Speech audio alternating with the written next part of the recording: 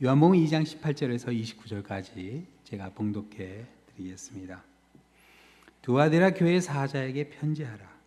그 눈이 불꽃 같고 그 발이 빛난 주석 같은 하나님의 아들이 이르시되, 내가 내 사업과 사랑과 믿음과 섬김과 인내를 아노니 내 나중 행위가 처음 것보다 많도다. 그러나 내게 책망할 일이 있노라. 자칭 선지자라는 여자 이세벨을 내가 용납함이니 그가 내 종들을 가르쳐 끼워 행음하게 하고 우상의 제물을 먹게 하는도다. 또 내가 그에게 회개할 기회를 주었을 때 자기의 음행을 회개하고자 하지 아니하는도다. 볼지어다, 내가 그를 침상에 던질 터이요 또 그와 더불어 간음한 자들도 만일 그의 행위를 회개하지 아니하면 큰 환난 가운데 던지고, 또 내가 사망으로 그의 자녀를 죽이리니 모든 교회가 나는 사람의 뜻과 마음을 살피는 자인 줄 알지라. 내가 너희 각 사람의 행위대로 갚아주리라. 두아디라에 남아있어 이 교훈을 받지 아니하고 소위 사탄의 깊은 것을 알지 못한 너에게 말하노니 다른 징으로 너에게 지울 것은 없노라. 다만 너에게 있는 것을 내가 올 때까지 굳게 잡으라.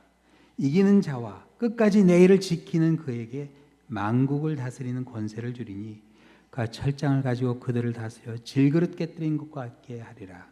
나도 내 아버지께 받은 것이 그러하니라. 내가 또 그에게 새벽별을 주리라. 귀 있는 자는 성령이 교회들에게 하시는 말씀을 들을지어다. 우리 추석을 앞두고 이렇게 참 아름다운 찬양으로 하나님께 영광을 올리게 되어 너무나 감사합니다. 우리 찬양팀, 찬양대, 우리 하나님께서 우리 교회를 참 축복해 주시는 감사한 시간입니다. 우리 다시 한번 하나님께 영광의 박수 올려드리겠습니다. 너무나 아름다운 그런 찬양을 올릴 때 여러분 마음속에 감사가 가득하게 되시기를 축원합니다. 오늘 읽으신 이 본문은 예수님께서 반모섬에서 유배 생활을 하고 있었던 사도 요한을 통해서 소아시아에 있는 7교회에 보낸 편지 중에 두아디라 교회에 보낸 편지입니다. 이 두아디라는 아주 평범한 도시였어요. 또 지금도 평범합니다. 지금 보시고 있는 게 두아디라십니다. 과거에도 그랬던 지금도 별로 볼 게 없는 그런 도시예요. 번번한 유적 하나 없는 곳이 바로 두아디라였습니다. 이 두아디라는 지난주에 보신 그 버가모를 수비하기 위한 수비대가 있었던 그런 곳이었어요. 그래서 군사 기지가 있었던 그런 도시였습니다.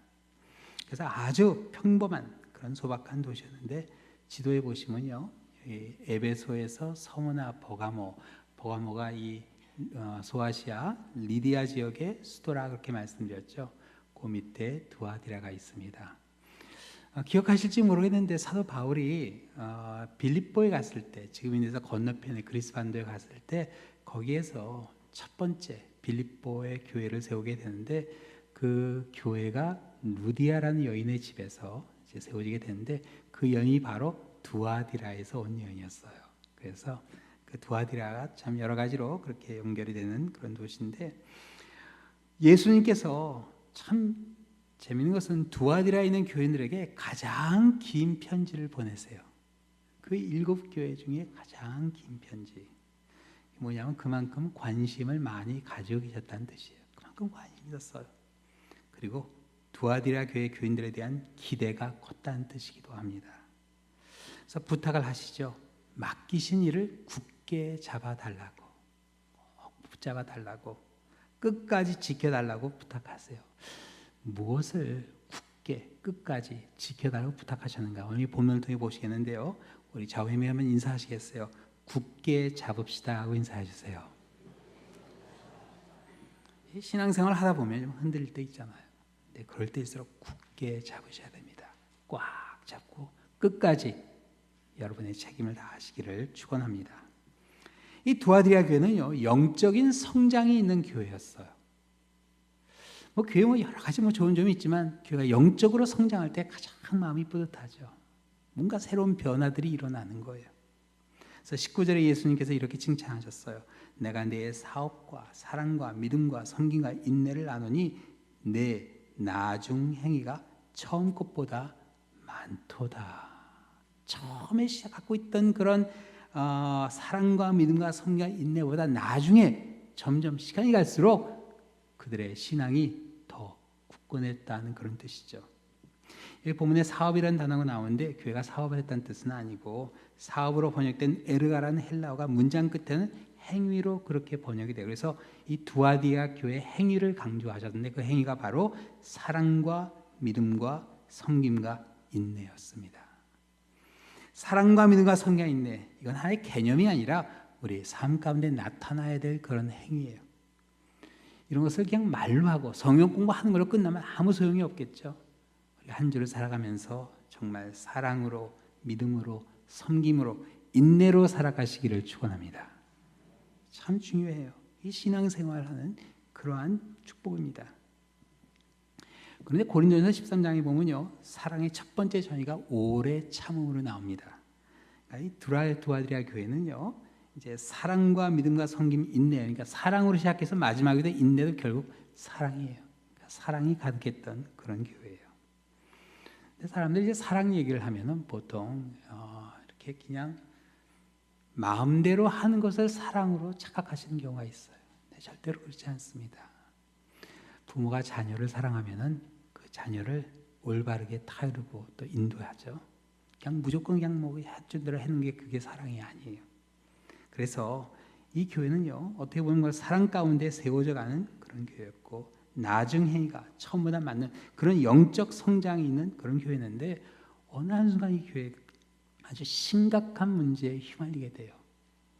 여기 보면 자칭 선지자라는 여자 이세벨을 용납해서 우상을 섬기고 우상의 제물을 먹었다. 예수님께서 책망하십니다. 아니 그렇게 믿음이 성장하는 교회가 어떻게 이렇게 되었을까 하는데, 여기 예수님 말씀하신 이세벨은 실명이 아니라 구약 성경에 나오는 이세벨 왕비의 이름을 상징적으로 사용한 것이라 이렇게 봅니다. 그래서 구약 성경에 보면 아합 왕, 이스라엘의 가장 악한 왕, 그 아왕의 부인이 이세벨이었습니다. 이세벨은 이스라엘 북쪽에 있는 시돈의 공주였어요.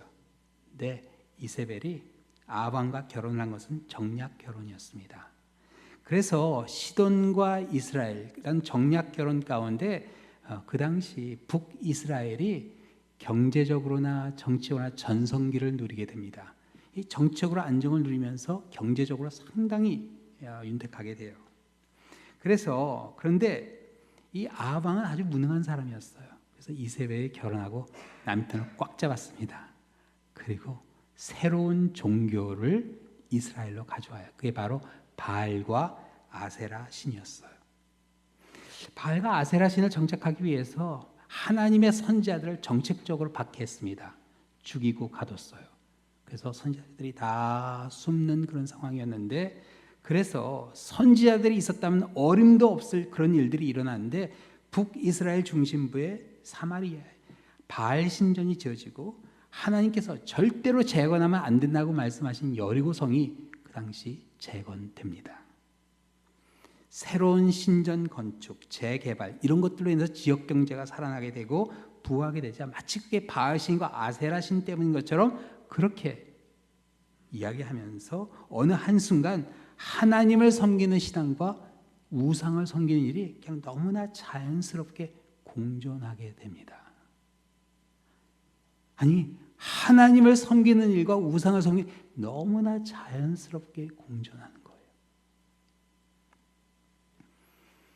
이게 바로 이세벨을 용납했던 이스라엘 백성들의 죄였습니다. 이 교회가 세속화된 거예요.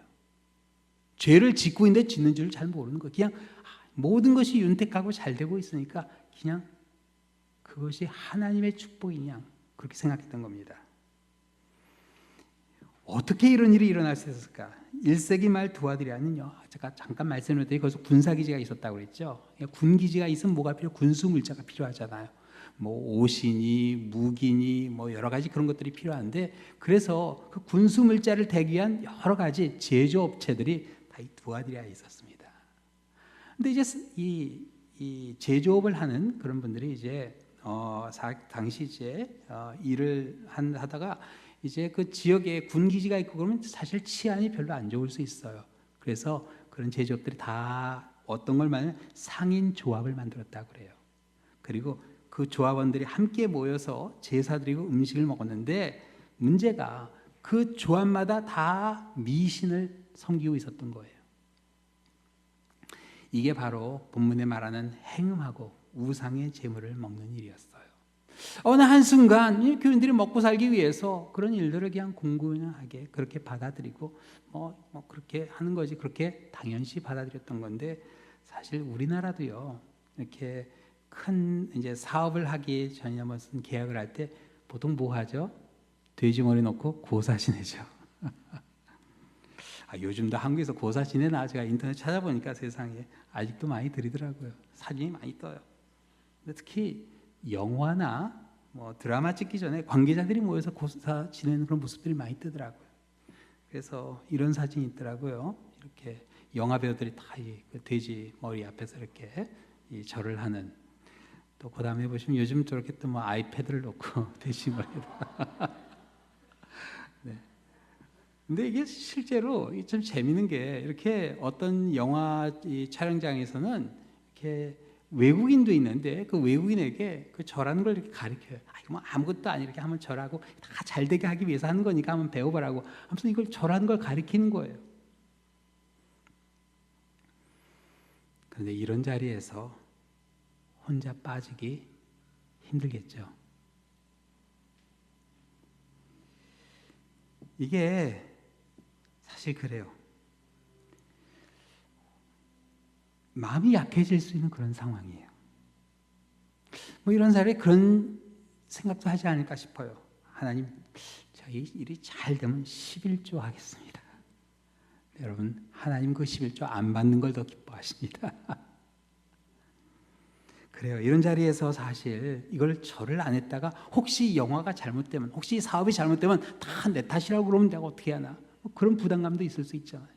그래서 어느 한순간 타협을 하는 거예요. 이래서 너무나 신실한 신앙인 같이 보이는 사람이 너무나 세속적인 모습으로 살아가는 이율배반적인 현상이 일어나게 됩니다. 일어나게 돼요. 자, 이걸 어떻게 해야 될까? 이 고사상이라도 뒤집어 엎어야 되나? 아니에요. 이세벨을 쫓아낸다고 해결될 문제 아닙니다. 예수님께서 우리가 해야 할 일을 25절에 이렇게 말씀해 주세요. 오늘 같이 읽겠어요. 다만 너에게 있는 것을 내가 올 때까지 굳게 잡으라. 마음이 약해질 수 있는 그 순간에 굳게 잡으라. 흔들리지 말고. 두아디라 교인들 안에 있는 것은 사랑과 믿음과 선과 인내였습니다. 근데 사실 그래요. 이런 것들을 지키는 일이 참 보잘것없이 보일 수가 있어요. 오히려 황제 숭배를 그렇게 거부하고 이런 이세벨 같은 그런 존재를 축출해내고 하는 그런 것이 더 멋있어 보일 수 있어요. 더 의미 있어 보일 수 있어요. 그런데 그게 아니에요. 최선을 다해서 가지고 있는 것을 지키라. 맡은 책임을 다하라는 이야기죠. 누가복음 19장에 보면 예수님께서 문화의 비유를 주십니다. 이게 다른 데 나오면 달란트 비유하고 조금 달라요. 왜 그러냐면요, 좀 더 그 상황에 어떤 상황에서 벌어지든지 그걸 설명을 해줍니다. 여기 문화는 1세기 은화의 단위인데요, 보통 사람이 한 넉 달치 생활비가 되었다고 그래요. 근데 여기 이렇게 나옵니다. 누가복음 19장에 이르시되 어떤 귀인이 왕위를 받아가지고 오려고 먼 나라로 갈 때, 이게 어떤 상황이냐면요, 로마 시대 때 1세기 말에 이제 지역에 어떤 그런 귀족이나 귀인들이 있으면은 이제 로마 황제한테 가서 그 지역에 그 왕권을 달라 그렇게 부탁을 하면은 로마 황제가 그 사람을 왕으로 그렇게 인정해 주면 그게 분봉왕이 됩니다. 가장 좋은 예가 헤롯이 그런 분봉왕이었어요. 그래서 헤롯은 사실 유대인도 아니고 에돔 사람인데 유다를 다스리는 분봉왕으로 그렇게 해서 사람들이 아주 싫어하죠. 근데 여기 보면은 어떤 귀인이 그 왕위를 받아가지고 먼 나라로 갈 때, 자, 먼 나라로 그냥 가면 되는데 재밌는 일을 해요. 그 종 열을 불러 은화 열 문화를 주며 이르되 내가 돌아올 때까지 장사하라 하니라. 근데 사실 이제 그 다음에 이런 내용이 나와요. 그런데 그 백성이 그를 미워하여 사자를 뒤로 보내 이르되 우리는 이 사람이 왕이 됨을 원하지 아니하이다 하였더라. 자, 반대하는 사람도 같이 가서 이제 반대를 하는데 이런 상황이 어떤 상황이죠? 가서 왕이 못 될 수도 있는 거예요. 그렇죠? 그러면은 가서 왕이 못 되면 이 문제가 심각하잖아요. 그러면은 갖고 있는 재산 다 정리해서 도망가야 되는데 아니 왜 장사를 하라고 그랬을까? 그러니 차라리 그냥 다 은행에 넣고 이자를, 나중에 그 은행 얘기가 나와요. 그렇게 이자라도 받으면은 나중에 도망갔을 때 더 쉽지 않을까 싶은데 그게 아니에요. 자, 보세요. 15절에 귀인이 왕위를 받아 가지고 돌아와서 은하를 준 종들이 각각 어떻게 장사했는지를 알고자 하여 그들을 부르니 그 첫째가 나와 이르되 주인이여 당신의 한 문화로 열 문화를 남겼나이다. 주인이래 잘했다 착한 종아, 내가 지극히 작은 것에 충성하였으니 10골 권세를 차지하라 하고, 그 둘째가 와서 이르되 주인이여 당신이 한 문화로 5문화를 만들었나이다. 주인이 그에게 이르되 너도 5골을 차지하라 하고, 또 그 다음에 보시면 또 한 사람이 와서 이르되 주인이여 보소서 당신의 한 문화가 여기 있나이다. 내가 내 수건으로 싸두었나이다. 이는 당신이 엄한 사람인 것을 내가 무서워함이라. 당신은 두지 않은 것을 취하고 심지 않은 것을 거두나이다.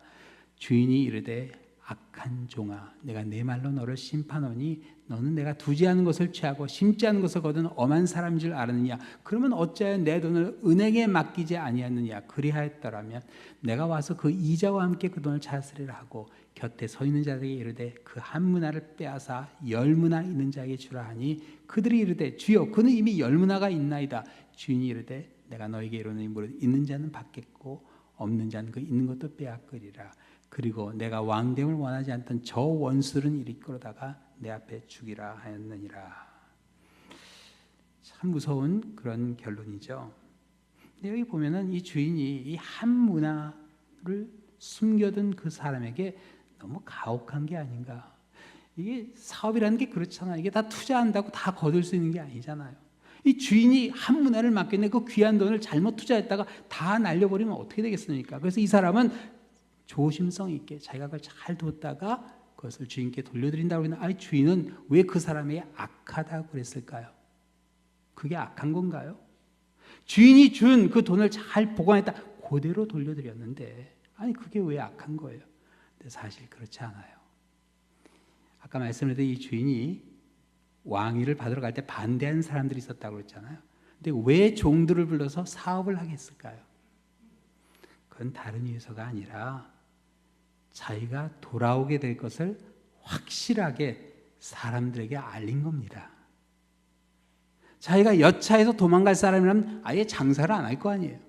근데 그렇게 종들을 불러서 사업을 쫙 하게 한 것은 확실하게 돌아온다는 일종의 홍보 캠페인이었던 겁니다. 그래서 돈을 벌고 안 벌고가 중요한 게 아니라 이 종들이 나가서 막 열심히 사업을 벌리고 그런 사람들이 아 이제 새로운 왕이 오겠구나 하는 그런 기대 가운데 그들도 준비를 할 거 아니에요. 근데 이 한 미나를 받은 사람은 어떤 생각을 한 거예요? 양쪽 다 계산한 겁니다. 저울질을 한 거예요. 만일 주인이 돌아오면은 이 돈을 고스란히 줄 수 있으니까 자기 앞가림을 할 수 있는 거고, 또 혹시 주인이 돌아오지 못하면 어떻게 해요? 주위 사람들한테 미운털이 박힐 수 있으니까 내가 주인이 오는 것을 원하지 않기 때문에 장사를 안 한 것이다. 그렇게 얘기할 수 있는 거예요. 그걸 이 주인이 꿰뚫어 본 겁니다. 그래서 그 종을 악하다 그렇게 이야기한 거예요. 그리고 예수님께서 너무나 무서운 그 결론을 내리죠. 반대선들은 다 갖다가 죽이라 그렇게 얘기하는데, 악한 종을 심판하는 그 주인의 모습이 바로 오늘 본문에 나오는 눈이 불꽃 같고 그 발이 빛난 주석 같은 하나님의 아들이신 예수님의 모습이 그렇게 나옵니다. 그래서 이 요한계시록에 나오는 이 예수님의 모습은 우리가 흔히 생각하는 사랑스럽고 너그럽고 그런 예수님의 모습보다는 심판하시는 그런 두려운 모습이 더 많이 강조됩니다. 그래서 오늘 본문 23절에 예수님께서 이렇게 말씀하시죠. 너가 사망으로 그의 자녀를 죽이리니 그 모든 교회가 나는 사람의 뜻과 마음을 살핀 자인 줄 알리라. 내가 너희 각 사람의 행위대로 갚아주리라. 그래서 이 말은 뭐냐면 사실 기쁜 소식이 왜냐하면 예수님께서 뭐라고 그러시는 거냐면요. 이세벨 같은 존재를 걱정하지 말라는 뜻이에요. 예수님께서 해결해 주신다는 뜻이에요. 그 미나에 비유해서 그 종들이 그런 생각할 수 있으니까 열심히 나는 장사를 하는데 장사 안 하고 놀고 있는 아무것도 하지 않고 있는 그 종들을 볼 때 저 사람은 누가 벌을 하나 하는데 그건 왕이 와서 해결하는 문제지 자기들끼리 해결하는 문제가 아닌 겁니다. 그래서 예수님께서 이 두아디라 교회에 해주신 말씀은 뭐냐면요, 중요한 것은 교회가 성장하고 있는데 절대로 흔들리지 말라고. 흔들리지 말라고. 여러분, 신앙생활을 하다 보면 흔들릴 때 있어요. 그렇죠? 특히 사람들의 이야기를 들을 때는 참 조심하셔야 돼요. 분별력이 있어야 돼요. 분별력이. 이 사람이 하는 얘기가 진실인지 아닌지는 구분을 하셔야 됩니다. 그냥 듣는 대로 야 정말 그랬어?가 아니라 정말 제대로 들었어. 또 그걸 확인해 보려면 어떻게 해야 돼요? 그 사람이 한 그 이야기를 확인을 해야 돼요. 전화해서 정말로 그런 일을 하셨습니까? 물어봤는데 그런데 그렇게 하면 어떻게 되죠? 이 두 사람 싸움이 붙습니다. 큰일 나요. 그러니까 결국 아무것도 할 수 없어요. 그러니까 여러분이 분별력은 가지고 있어야 돼요. 그래서 예수님께서는 우리에게 옳고 그름을 밝혀내라고 그러지 않았습니다. 진실을 밝히라고 그러지 않았어요. 너희 안에 있는 것을 굳게 잡아라. 사랑과 믿음과 섬김과 인내를 굳게 잡아라. 흔들릴 수 있어요. 아니 어떻게 그럴 수 있어? 그러냐 아니에요. 굳게 잡아라. 사실 구약 성경의 이세벨의 가장 악한 행위는 그 신종교를 도입한 게 아니었습니다. 이 여인이 악하다 그렇게 평가된 것은 사실 나봇의 포도원을 뺏은 일이었죠. 이 남편이 참 무능했어요. 아합 왕이 아주 무능한 사람이에요. 그런데 아합 왕이 하루는 이제 참 아름다운 포도원을 보고서 이 사람이 내가 좀 저런 포도원이 있으면 좋겠다 그런 생각에 가서 보니까 그게 나봇이라는 사람의 포도원이었어요. 그래서 그 포도원을 팔라고 했더니 이 사람이 안 된다고. 당연히 안 되죠. 왜냐하면 이스라엘 사람들에게 땅은 팔 수가 없는 겁니다. 하나님이 주신 땅이거든요. 그리고 그 조상이 갖고 있던 그 땅을 파는 것은 탕자에 비해 보면 나오듯이 그 탕자 같은 사람만 할 수 있는 거예요.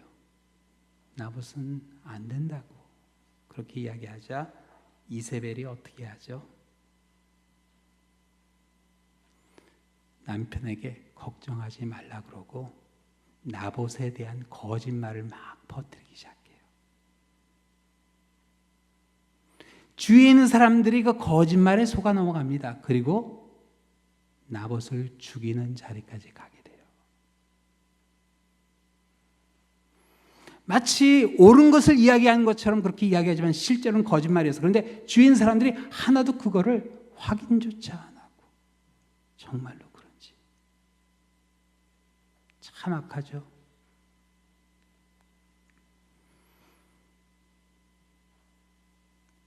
그런데 아마 개 중에는 알았을 거예요. 그게 거짓말인지. 그런데도 왜 돌을 던졌을까요? 나봇의 아름다운 포도원을 시기하는 사람들. 아마 돌을 던졌을 겁니다. 참 가슴 아픈 일이죠. 하나님께서 엘리야 선지자를 보내셨습니다.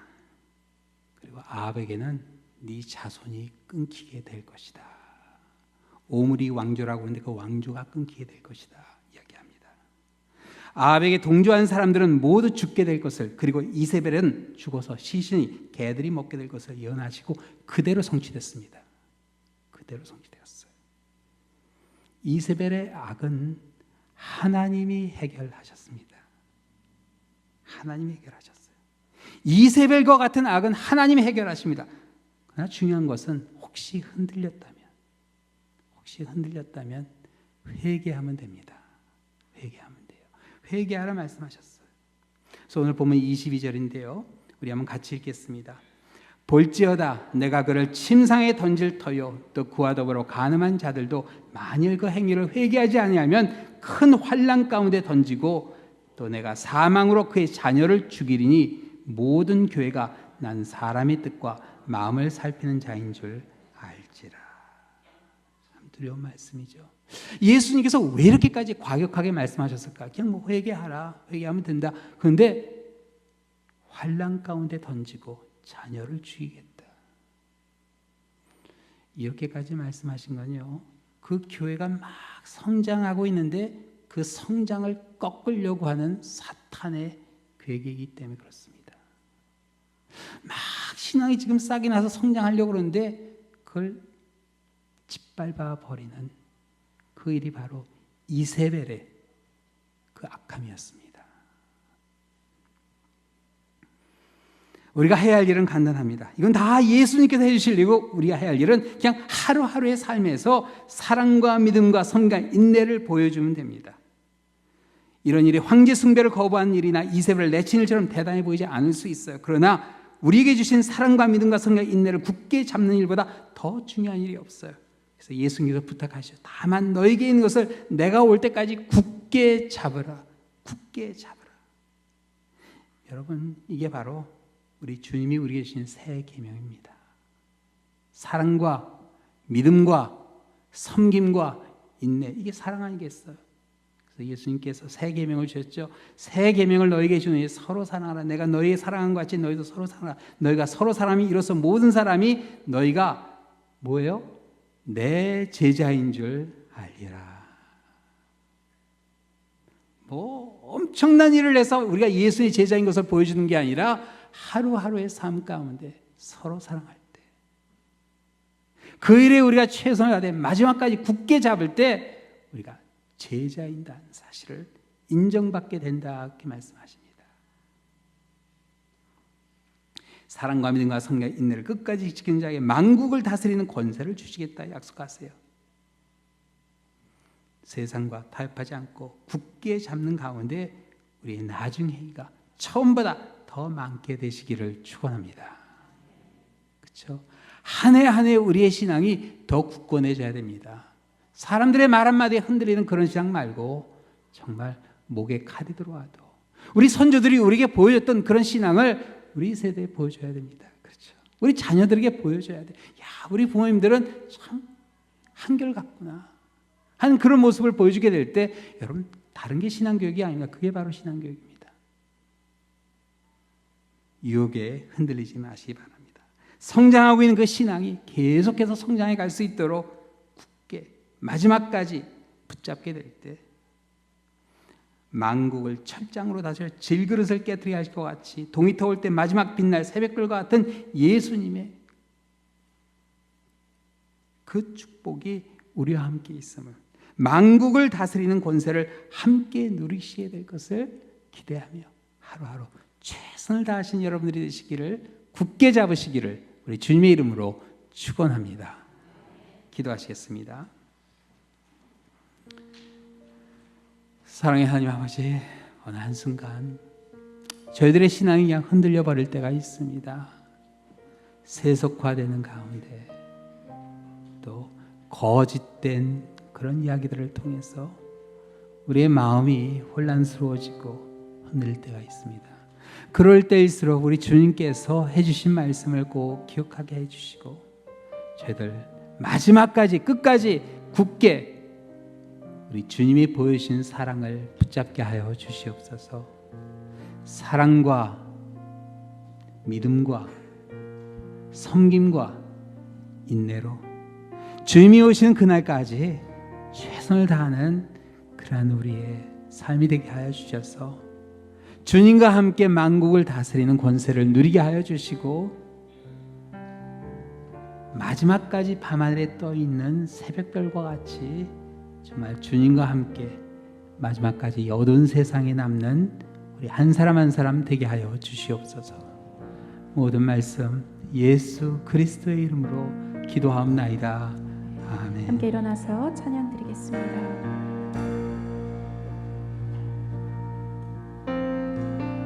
마라나타 주 예수여 어서 오시옵소서. 땅의 모든 끝 모든 족속 주를 찬송하게 하소서. 마라나타 주 예수여 어서 오시옵소서.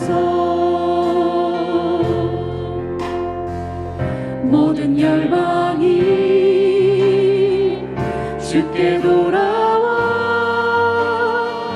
춤추며 경배하게 하소서. 우리 주님 다시 오실 길을 만들자. 십자가를 들고 땅 끝까지 우린 가리라. 우리 주님 하늘 영광 온 땅 덮을 때 우린 땅 끝에서 주를 맞으리. 마라나타 마라나타. 아멘. 주 예수여 오시옵소서. 마라나타 마라나타. 아멘. 주 예수여 오시옵소서. 우리 주님 다시 오실 길을 만들자. 십자가를 들고 땅 끝까지 우린 가리라. 우리 주님 하늘 영광 온 땅 덮을 때 우린 땅 끝에서 주를 맞으리. 마라나타 마라나타.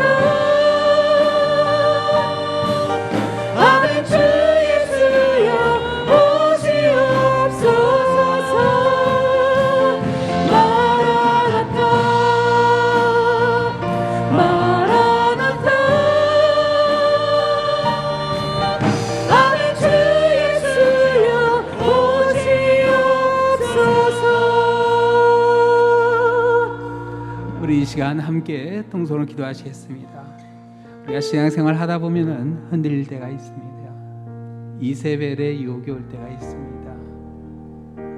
그럴 때일수록 그 유혹에 넘어가지 않도록 우리 굳게 우리 주님이 주신 것들을 붙잡았으면 합니다. 사랑과 믿음과 섬김과 인내로 정말 우리 주님이 오시는 그때까지, 마라나타 주님 오시는 그때까지 정말 굳게 우리의 신앙을 붙잡고 그 어떤 세상의 풍파 가운데서도 흔들리지 아니하고 정말 주님을 바라보며 하루하루 서로 사랑하며 사랑 가운데 거하는 우리의 삶이 될 수 있도록 우리 한번 주여 크게 외치고 우리 한번 간절히 기도하겠습니다. 그 신앙을 지킬 수 있도록 우리 간절히 기도해 보겠습니다. 주여 아버지,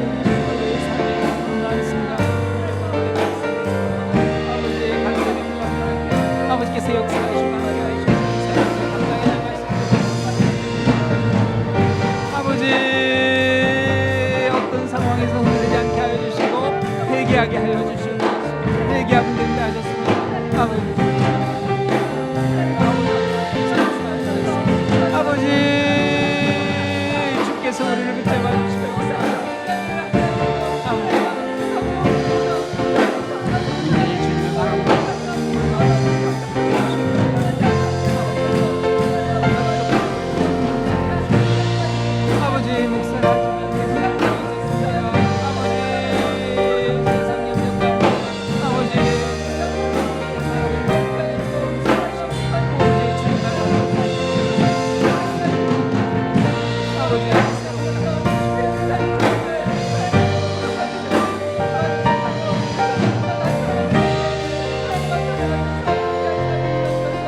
우리 한 번 더 기도하겠습니다. 우리 예수님께서 정말 이렇게 심하게 말씀하신 것은 그 심판을 받으라는 얘기가 아닙니다. 회개하면 된다 하는 그 복음의 기쁜 소식을 우리에게 주시기 위해서 그렇게 더 강하게 우리에게 말씀하신 겁니다. 회개하면 된다 하셨습니다. 돌아서면 됩니다. 우리 돌아서기 위해서 선한 분별력을 위해서 기도하시고 또 그런 가운데 정말 우리가 주님이 주시는 그 축복을 바라보며 하루하루 우리가 살아갈 수 있도록 우리 한 번 더 우리 간절히 기도하도록 하겠습니다. 아버지, 저희들 간절히 기도합니다. 정말 회개하는 영이 있게 하여 주시옵소서. 하나님 앞에 우리의 죄를 고백하며 아버지, 혹시 내 마음이 흔들렸다면, 아버지 내가 유혹이 되었다면, 아버지 지금 이 순간 회개하겠습니다. 아버지께서 용서하여 주시고 회개하게 하여 주셔서 아버지 마지막까지 믿음을 지키는 우리 랄리안 장로교의 모든 성도들이 될 수 있도록 아버지께서 지켜주시옵소서. 아버지 사랑과 아버지 성도와 믿음과 아버지 인내로 주님을 바라보게 하여 주시고, 아버지 서로 사랑하는 가운데 아버지 세상의 그 어떤 도전과 공박 가운데서도 흔들리지 않는 우리 성도들이 되게 하여 주시옵소서. 아버지 회개의 기쁜 아버지 소식을 주시니 감사합니다. 아버지 돌아서게 하여 주시고 담대히 돌아서는 가운데 하나님의 뜻 가운데 거하는 우리 삶이 되게 하여 주시옵소서. 아버지